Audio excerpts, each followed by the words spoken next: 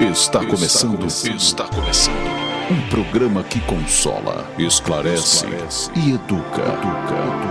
Está no ar. O que é o Espiritismo? O que é o Espiritismo? Este programa tem o oferecimento da Associação Espírita Emmanuel, localizada no bairro do Quatraque, 4, Rua 19, lote 37.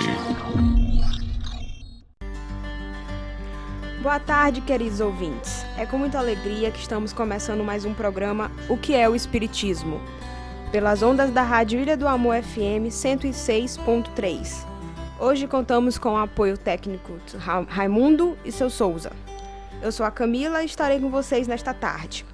Lembrando que o nosso programa é ao vivo e você pode interagir conosco mandando perguntas através do 3244-0864. Antes da gente começar com o nosso tema de hoje, vamos para o nosso momento de reflexão. Ouça agora, momento de reflexão.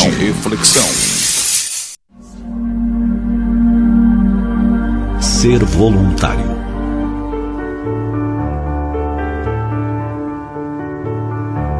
Você já pensou em se tornar voluntário no bem? Existem muitos que pensam em ser voluntários, mas logo desistem. Alguns porque o desejo é muito fraco. É só uma chama que surge de repente. Outros porque não sabem por onde começar.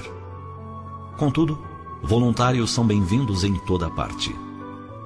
Você pode ser voluntário na área de lazer, em asilos ou casas de repouso. Quantos doentes em recuperação e idosos sem carinho ficam ali, olhando as horas passar intermináveis, longas, dolorosas. Você pode dispor de algumas horas, uma ou mais vezes na semana, para estar com eles e realizar algum lazer. Pode levar a passear aqueles que conseguem caminhar. Pode lhes exercitar a mente com um jogo recreativo. Ou simplesmente ouvir e conversar. Quase sempre mais ouvir, porque eles têm muitas e longas histórias de suas experiências para contar, e raramente encontram alguém que os escute. Se você sabe fazer algum trabalho manual, pode se dispor a ensinar esses que têm tantas horas vazias. Assim, não somente eles se sentirão úteis, como também produzirão utilidades para outros, colaborando ainda com a própria instituição em que se encontram.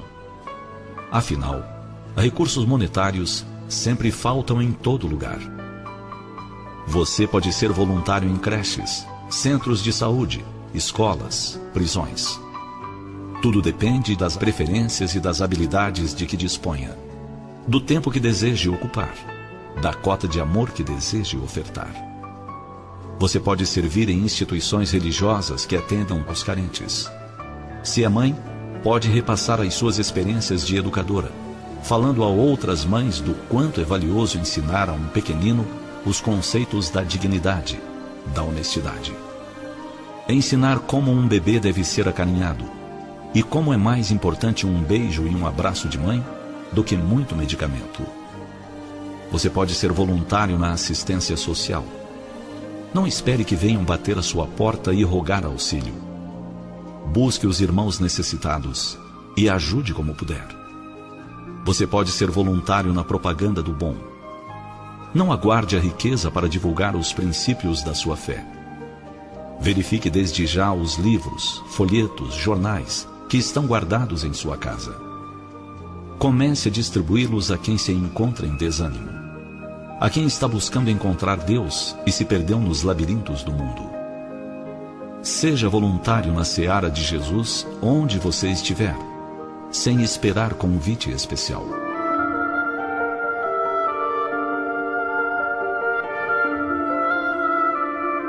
Vivemos os tempos da renovação. Estamos nos encaminhando para o limiar de uma nova era. Ouçamos a convocação milenar de Jesus para que sirvamos em suas fileiras. Cada qual pode servir a seu modo. Alistemo-nos enquanto nos sintamos válidos. Apresentemo-nos em alguma frente de atividade renovadora, cultivando espontaneidade nas tarefas do bem.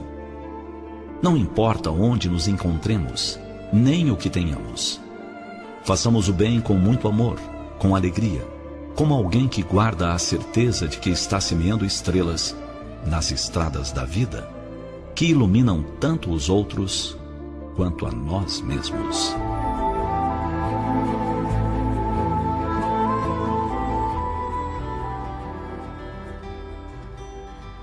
Essa foi a mensagem Ser Voluntário, do grupo A Luz do Espiritismo, que pode ser encontrada no YouTube.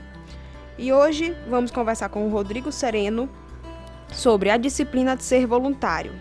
E agora a vinheta da nossa roda de conversa. A partir desse momento, você acompanha a nossa roda de conversa. O Espiritismo em Debate. Bom, quando a gente fala de trabalho voluntário, a primeira coisa que vem à mente logo é a questão da doação, né? A doação do seu tempo, da sua vontade, abrir mão de certas coisas. E hoje a gente vai conversar sobre isso com o Rodrigo Sereno. Rodrigo é arquiteto, trabalhador da Casa Espírita Caminho, Verdade e Vida, conhecido mais como CVV. E, Rodrigo, é isso aí, um prazer imenso ter você aqui com a gente hoje. É um prazer, uma boa tarde a todos os ouvintes. É um prazer estar aqui para conversar sobre esse tema muito interessante que suscita muitas dúvidas, né? Com certeza. É muito comum a gente ver sobre trabalho voluntário, principalmente em grupos religiosos, né? A gente vê muita gente de grupos religiosos envolvido com o trabalho voluntário. E, Rodrigo, a primeira pergunta que eu queria te fazer era em relação ao trabalhador. A gente pode falar em requisitos para ser um trabalhador voluntário? Olha, o que eu penso é que, na verdade, todos nós somos convocados a qualquer tipo de trabalho. E o pré-requisito é a encarnação, é a reencarnação, né? Eu acho que todos nós já somos chamados no momento em que nós estamos aqui reencarnados. Nós temos sempre um propósito, um chamado ao nosso redor que nos convoca a um trabalho. Por que a relutância em falar de trabalho voluntário? Porque voluntário, ele só é até antes de você assumir o trabalho. Porque depois que você assume, ele deixa de ser um trabalho optativo para você ter uma obrigação, você ter uma responsabilidade com relação àquele tipo de trabalho que você está abraçando. E na verdade eu acho que o maior pré-requisito, se é que tem um pré-requisito, é de verdade a boa vontade, né? A boa vontade, vontade sincera de ajudar, de auxiliar e de saber que você está sendo um participante ali da seara do Cristo. Com certeza. O amor pelo que a gente faz muda tudo, né? Com certeza. Até mesmo um trabalho remunerado, né? Profissional, se a gente não ama, passa a ser mais um sacrifício, né? Com certeza. Parece que o amor é esse tempero, né, do trabalho que garante com que o trabalho ele seja aprazível tanto para você quanto para quem recebe os frutos desse trabalho, né? Sim. E aí é importante pensar que a mesma disciplina que a gente tem com o trabalho profissional tem que ter também com o trabalho voluntário, né? Principalmente quando é em prol do bem, né? E aproveitando essa questão que a gente estava falando aqui sobre a remuneração, já ia te perguntar sobre isso. A ausência de remuneração basta para qualificar o trabalho como voluntário? Não, na verdade, a ausência muito se engana com relação ao trabalho voluntário quando se fala em remuneração. Porque quando nós falamos em remuneração, existem vários tipos de remuneração. A financeira, na verdade, é uma dimensão de remuneração. E que muitas pessoas confundem o trabalho como sendo voluntário por não ter a remuneração que é financeira. Mas, na verdade, o que deve existir e ser pré-requisito para o trabalho é a ausência de interesse, que é o mais importante. E a ausência de interesse permeia os outros tipos de remuneração, que no caso é o autobeneficiamento, seja a remuneração social, sim, a visibilidade, que tudo isso deve ser abdicado em prol do trabalho que deve ser feito com total desinteresse. E aí a gente lembra uma parte do livro O Consolador, psicografado por Chico Xavier através de Emmanuel, que ele diz: o interesse pessoal, a mensagem. As qualidades morais são geralmente como a adoração de um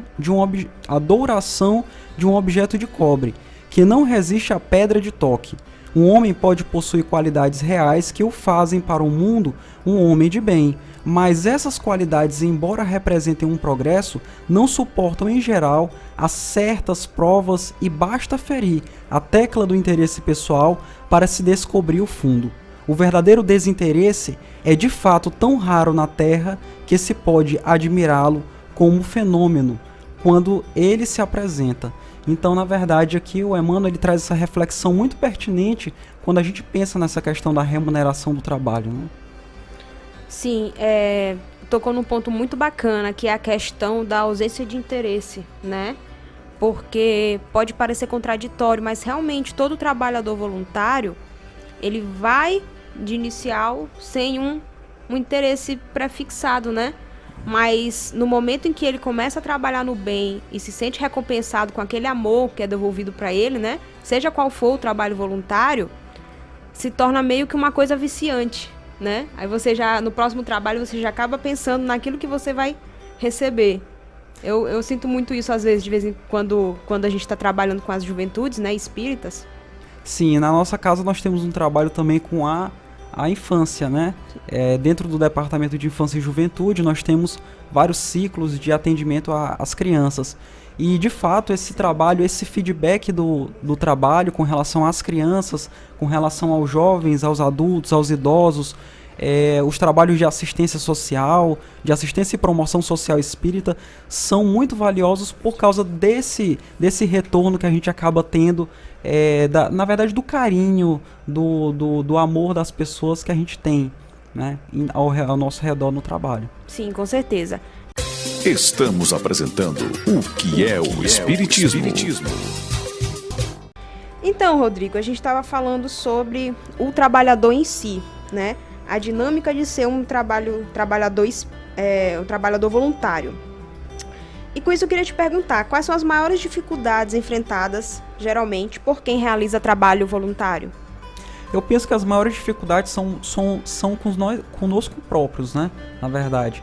Porque o trabalho voluntário, ele exige muita abnegação, exige disciplina, exige organização, porque, como nós estávamos falando do desinteresse pessoal, hoje ainda nós somos ainda muito apegados à matéria, muito interessados, nós temos ainda nossos interesses e nossas preocupações cotidianas. Então, às vezes, a gente dá prioridade a outras questões que vão afetar o trabalho voluntário. E, na verdade, o trabalho voluntário, no momento que você assume, geralmente, quando você assume esse tipo de trabalho, você está lidando com pessoas que necessitam e, geralmente, com uma necessidade muito grande daquele trabalho que nós desempenhamos. Então, deve ser um trabalho encarado com muita seriedade, que deve haver muito exercício de abnegação, porque nós nunca estamos prontos. Então o trabalho voluntário nos ajuda também a ter essa disciplina, a fazer esse exercício cotidiano, a cada vez que nós nos prontificamos ao trabalho, essa questão da organização prévia ao trabalho, porque muitas vezes as pessoas não se organizam, não tem não fazem, na verdade, uma estruturação, não se comprometem com aquele trabalho que vão fazer e muitas vezes fazem de qualquer forma, né? Às vezes até pontualmente, mas de qualquer forma. Então, e como nós vamos falar na próxima pergunta, né? Que está até aqui no nosso roteiro, que é justamente a importância de como você faz esse trabalho, né? Então, eu acho que se a gente for escolher uma palavra para sintetizar quais são as maiores dificuldades que nós temos com o trabalho, seria realmente a abnegação. Você abnegar de si para servir ao trabalho, né? Sim, de fato. É um compromisso muito grande, né? Maior do que um compromisso material, você tem um compromisso espiritual com aquele que você está ajudando, né? Seja um trabalho voluntário em prol de crianças, até mesmo da natureza, né? Como ajudar a limpar as praias, que seja, né? Você tá... Tudo você tem uma contraprestação, né? Um comprometimento, é muito importante. E aí eu queria te perguntar o seguinte. Lembrando que nós temos ouvintes tanto espíritas, né? Como não frequentadores do espiritismo. E a gente queria saber de que forma o trabalho voluntário ele vai auxiliar no progresso do espírito. O trabalho voluntário ele é crucial para o progresso do espírito, né? Porque nós estamos num mundo de provas e expiações e esse mundo de provas e expiações nos cobra os valores que nós adquirimos dentro do trabalho voluntário. Que o trabalho voluntário acaba não nos cobrando, mas nos ofertando como uma forma da gente se desafiar. Uma tábua de salvação. Exatamente. Então, a lida com o próximo, o exercício da disciplina, o exercício da abnegação, como nós já falamos, eles nos ajudam muito. E o trabalho social, o trabalho voluntário, ele é exatamente esse funil que vai nos disciplinando cada vez mais a termos esses valores e a adquirirmos e refinarmos, né? Porque eu acho que eu vejo muito o trabalho social como essa pedra de mola, né? Que são aquelas Sim. pedras que amolam as ferramentas, como a nossa pedra de mola da nossa vida, né? Que vai nos amolando, nos refinando, nos lapidando para a nossa vida, na verdade. Rodrigo, tu pode dar aqui rapidinho pra gente algumas características, explicar em linhas gerais, né? Para quem não conhece muito bem sobre os estudos espíritas, o que seria assim um mundo de provas e expiações? Sim, na verdade, Kardec ele faz uma classificação dos mundos, né? Sim. E dentro da literatura kardeciana nós temos um mundo de provas e expiações, que no caso é um mundo intermediário para um mundo de regeneração, que é justamente o momento que nós estamos passando agora da Terra, que é o momento que nós chamamos de transição planetária. Sim. Então essa classificação dos mundos, ela se dá de acordo com o grau de evolução dos espíritos que habitam, e com base nisso nós conseguimos nos classificar dentro desse nível de mundo de provas e expiações. Sim, e queria falar contigo o seguinte, pensando aqui um pouco sobre trabalho voluntário e as diversas formas que a gente tem, né, de trabalho voluntário, seria possível realizar, por exemplo, um trabalho voluntário dentro da sua própria família? Você precisa sair de casa, você precisa, vamos dizer, ir às ruas para realizar o trabalho voluntário, pensando nessa questão de melhoramento, né, espiritual, como a gente estava conversando? Com certeza. Na verdade, a família é o primeiro, como Divaldo fala, é o laboratório das almas, né? Sim. É o primeiro espaço ali de trabalho que você tem. Os primeiros desafios também. Isso, exatamente. E dentro da família a gente não consegue ser outra pessoa senão nós mesmos, né? Então, muitas vezes, nós, na verdade, como a própria Joana de Ângeles, na série psicológica dela, ela coloca, nós temos muitas máscaras sociais, e dentro da família nós somos nós, puramente. Então, nós temos a oportunidade na família, tanto de auxiliarmos o próximo, auxiliar os nossos familiares, quanto reconhecermos as nossas falhas. Porque quando nós nos identificamos com as pessoas, observamos erros e acertos, a gente na verdade está observando elementos que são nossos ainda e que precisam ser trabalhados, né? Sim, de fato. Falando isso, né? Você falando sobre isso, eu estava lembrando de mim mesma, que outro dia eu parei para analisar um pouco minha dificuldade com alguns familiares, né? Alguns parentes, e eu percebi que estava sendo muito mais fácil ajudar outras pessoas do que minha própria família, né? A gente tem um embate aí, quem sabe, muito provavelmente kármico, né? De questão de vidas passadas, que dificulta um pouco mais. E antes de respondermos a pergunta enviada pela nossa ouvinte Anunciação, queria mandar um beijo e um abraço bem caloroso para o nosso amigo locutor também, Brito, que se encontra gripado em casa. E, Brito, sinta-se abraçado, sinta-se beijado, espero que você melhore logo. E a gente já tá com saudade. Bom, esperando agora que o Brito esteja melhor, a Anunciação nos mandou uma pergunta. Nós já até conversamos um pouquinho, né, sobre a questão dos requisitos, mas a Anunciação veio focar aqui no voluntário espírita. Ela pergunta o seguinte: existem critérios para ser trabalhador voluntário espírita? Bom, Rodrigo, focando um pouco então na questão do trabalhador dentro da casa espírita, existem critérios? Sim, na verdade é muito importante a gente frisar que o trabalho social, o trabalho voluntário social, fora do centro espírita, ele pode ser realizado a qualquer momento. Inclusive, é muito pertinente que nós tenhamos o olhar atento para perceber aonde nos chama o trabalho, né? Porque muitas vezes nós falamos, porque eu não tenho oportunidade, eu não sei onde é que eu posso colaborar, e na verdade, dentro da nossa vivência social, sempre existe uma situação que vai nos reclamar mais atenção, não vai nos reclamar o trabalho voluntário.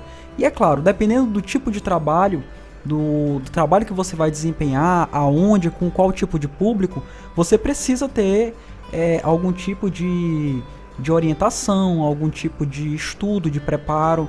E dentro da casa espírita, especificamente, como a pergunta da anunciação, nós temos sim algumas orientações a serem seguidas, né? Principalmente dependendo do trabalho, se o trabalho ele for pertinente à área de estudo, se for pertinente à área de promoção social espírita, se for pertinente à área de infância e juventude, porque os centros espíritas, para quem não é espírita e está ouvindo pela primeira vez, está tendo um pouco mais de contato com essa questão da dinâmica, da realidade espírita, dentro das casas espíritas, do funcionamento, as casas são divididas em vários departamentos, os centros espíritas são divididos em várias áreas, vários departamentos, onde cada departamento ele é direcionado para um tipo de trabalho, né? E dependendo do departamento, você precisa, claro, ter uma certa orientação, ter um conhecimento da doutrina, um conhecimento doutrinário, precisa ter uma orientação no sentido de acolher as pessoas, porque a casa, ela ela é um hospital, uma escola, e ela é um centro de vivência também, né? Então, o primeiro atendimento, o primeiro trabalho voluntário que acontece na casa é do acolhimento, desse aconchego que é gerado quando a pessoa chega, né?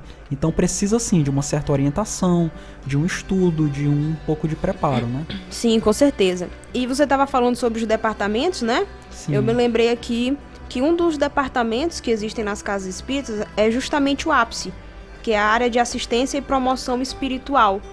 E essa foi uma discussão muito grande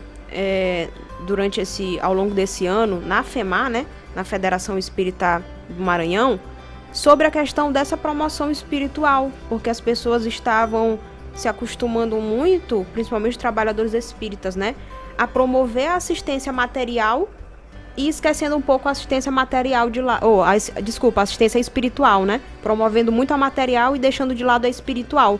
Então não é só você ajudar dando aquele alimento, aquele kit de higiene, é você dar um abraço, né, dar uma atenção, buscar conhecer um pouco mais da pessoa que está buscando ajuda, que você está querendo ajudar. Isso é um tema muito bacana. E bem, partindo para a nossa próxima pergunta, é óbvio, né? Eu acredito que seja claro para muitas pessoas que o nosso maior exemplo de trabalhador voluntário foi Jesus Cristo, né?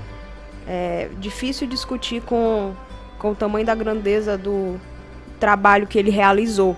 Com isso, eu queria te perguntar o seguinte: como o trabalho voluntário se relaciona com as questões, com as lições, melhor, que foram deixadas pelo Cristo? A vivência do Cristo, ela foi uma vivência de voluntariado, pode-se dizer assim, né?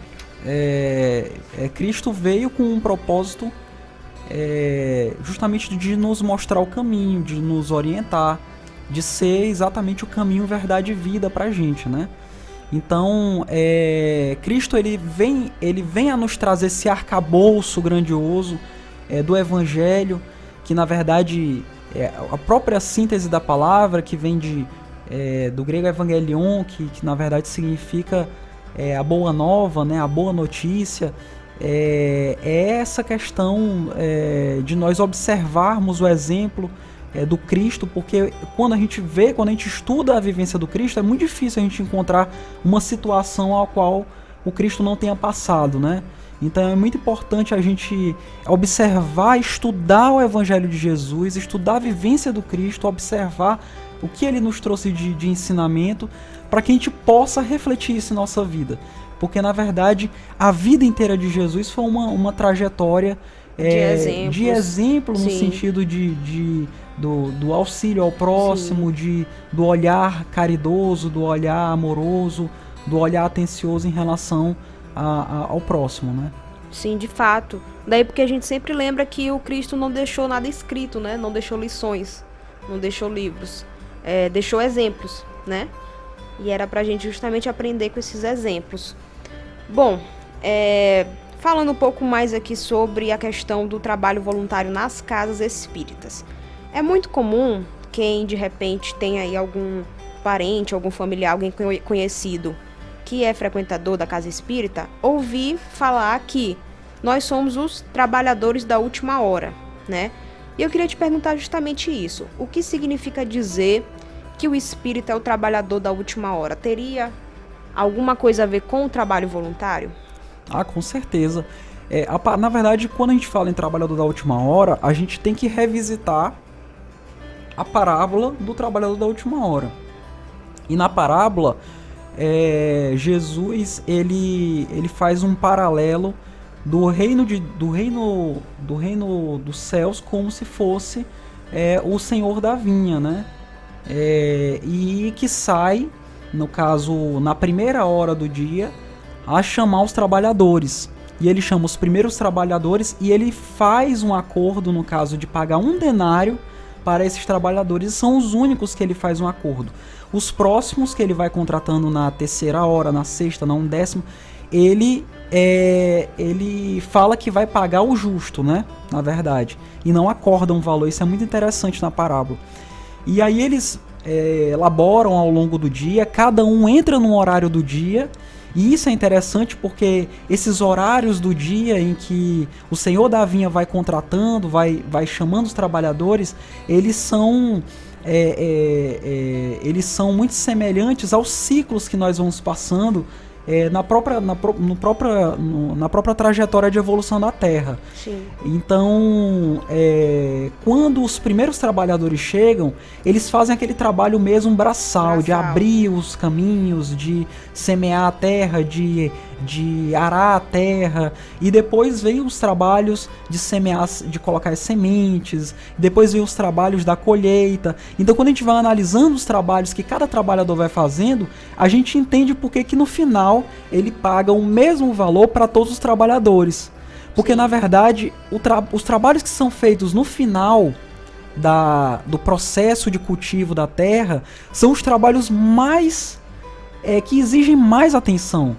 Por isso que os trabalhadores da última hora, eles têm essa importância no sentido de que o trabalho que se faz hoje, nós como voluntários e trabalhadores da última hora, porque essa é a última hora, quando a gente observa o processo que a gente acabou de falar de transição planetária, em que a Terra está evoluindo, passando de um mundo de provas e expiações, para um mundo de regeneração, que é no caso um patamar, no caso onde nós temos um pensamento mais evoluído, sentimentos mais enobrecidos, conduta mais coerente com o Evangelho do Cristo.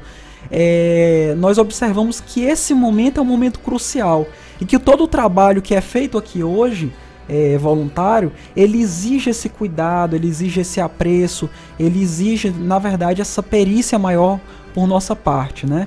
E quando eu estava assistindo um vídeo de Haroldo falando exatamente sobre essa parábola, e ele fala, inclusive ele faz uma semelhança desse processo final de trabalho, no caso da uva, no caso da vinha, né? Porque a parábola ela versa muito sobre a vinha, sobre a uva, né? Porque naquela época se tinham três produtos básicos na mesa da pessoa, que era o trigo, que fazia o pão, o peixe e a uva, né? Que o vinho, no caso, que vinha da uva, vinha no caso desse processo.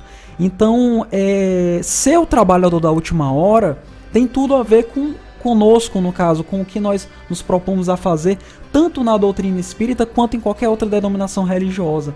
O trabalho, no caso, o cuidado com o trabalho, o cuidado com o que você faz, como você faz, né? Isso é muito importante. Sim, de fato.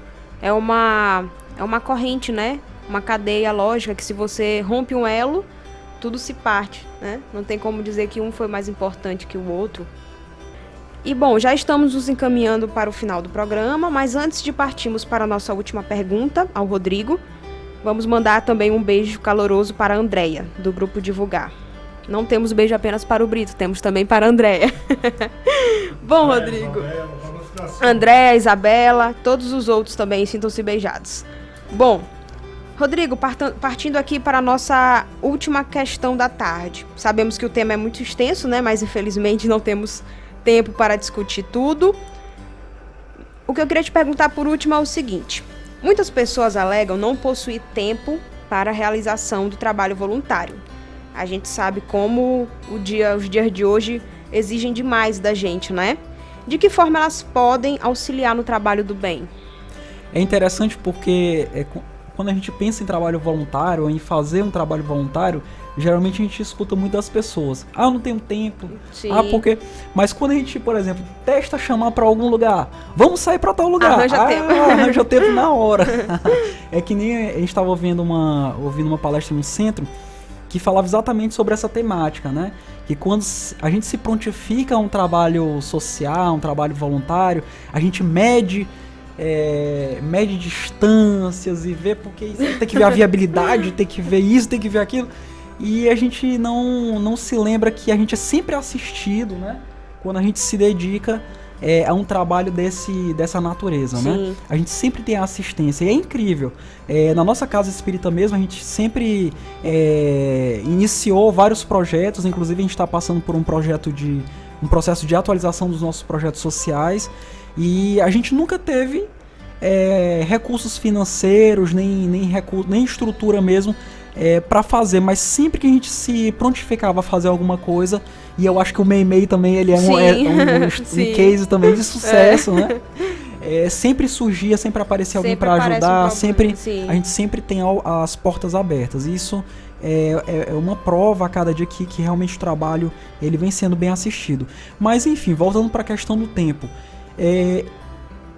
o trabalho voluntário, como a gente já comentou anteriormente, ele pode ser feito a qualquer momento, em qualquer lugar. Sempre tem, se a gente tiver o olhar atento, a gente sempre vai ver pessoas que têm alguma necessidade que nós podemos auxiliar no nosso dia.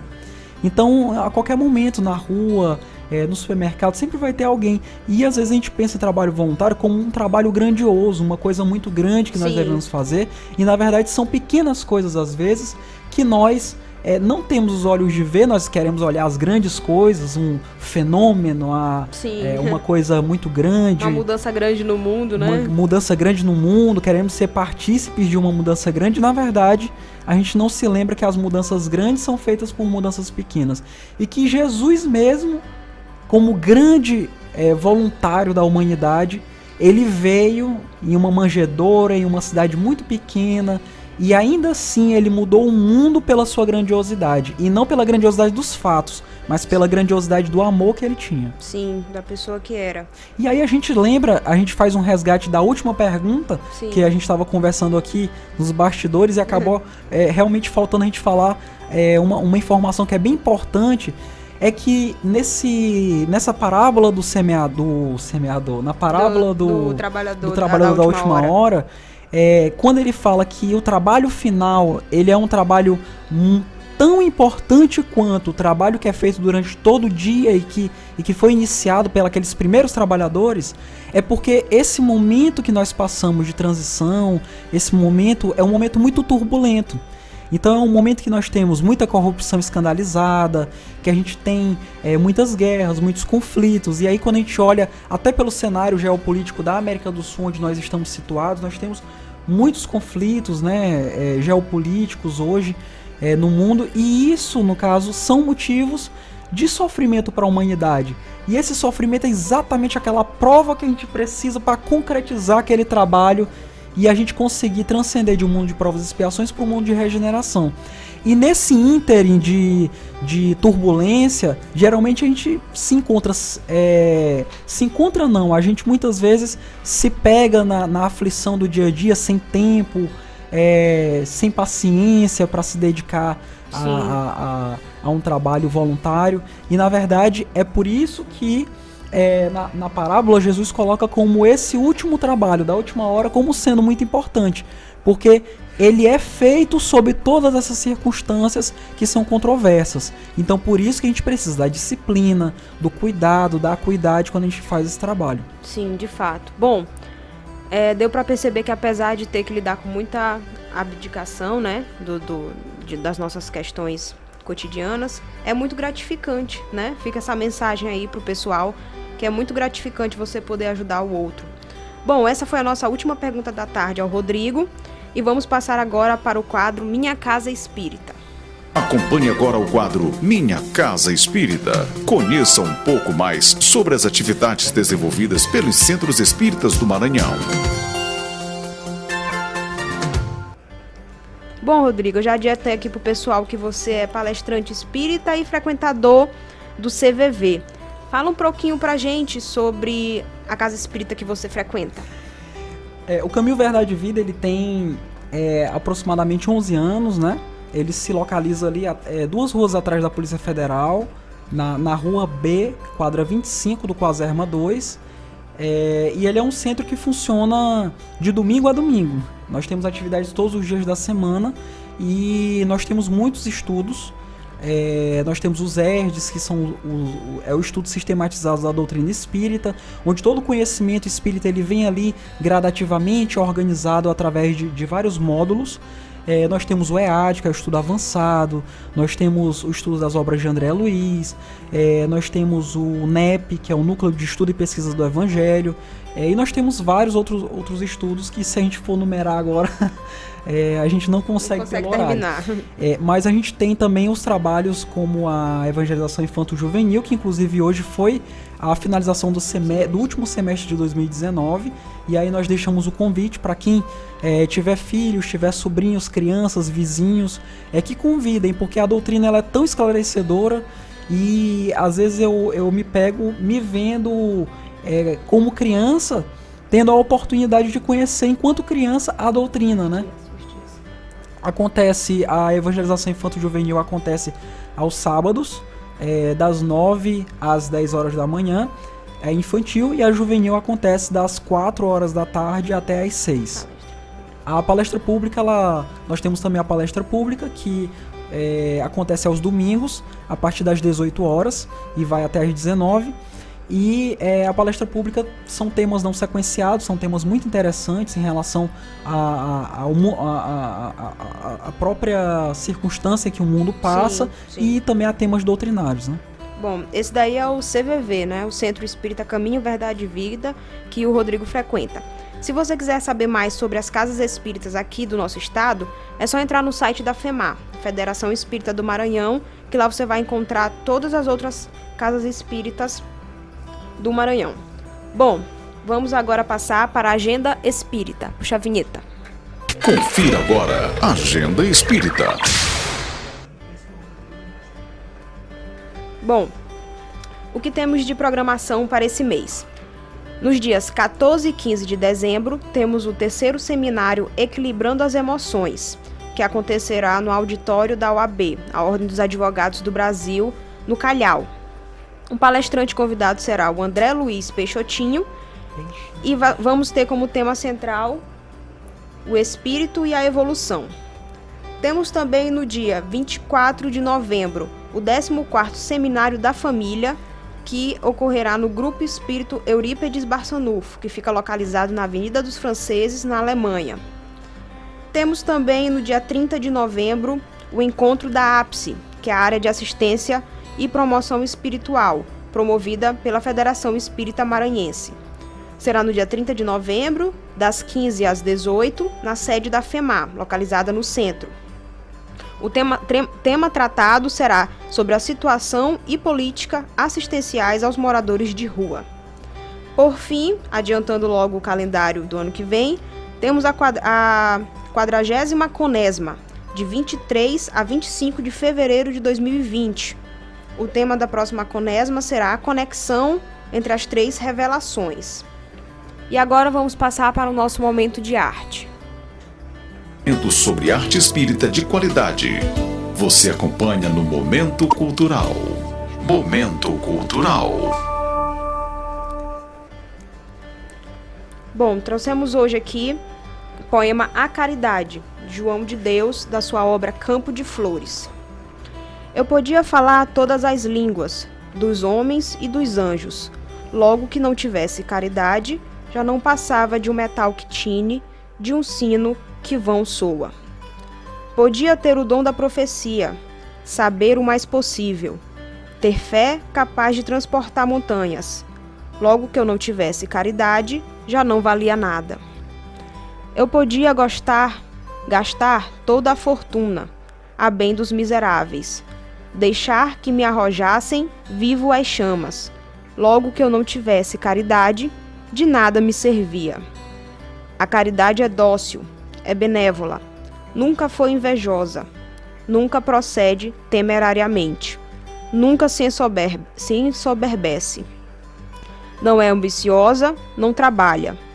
Em seu proveito próprio, não se irrita. Nunca suspeita mal. Nunca folgou de ver uma injustiça. Folga com a verdade. Tolera tudo, tudo crê e espera. Em suma, tudo sofre. Esse foi o poema A Caridade, de João de Deus, em sua obra Campo de Flores. Bom, meus queridos ouvintes, foi isso. Gostaríamos muito de agradecer a todos os que participaram hoje conosco dessa conversa. Gostaríamos de agradecer também imensamente ao Rodrigo por ter trago tantas explicações, tantas elucidações no dia de hoje. Rodrigo, muito obrigada. Eu que agradeço pela oportunidade e é sempre bom estar aqui para conversar com vocês e transmitir um pouco desses conteúdos, desse conhecimento que a gente sempre está ouvindo, né? Muito obrigada a todos, um ótimo final de semana e até o próximo sábado. Você ouviu o que é o Espiritismo? Um oferecimento da Associação Espírita Emmanuel, localizada no bairro do Quatraque 4, Rua 19, lote 37.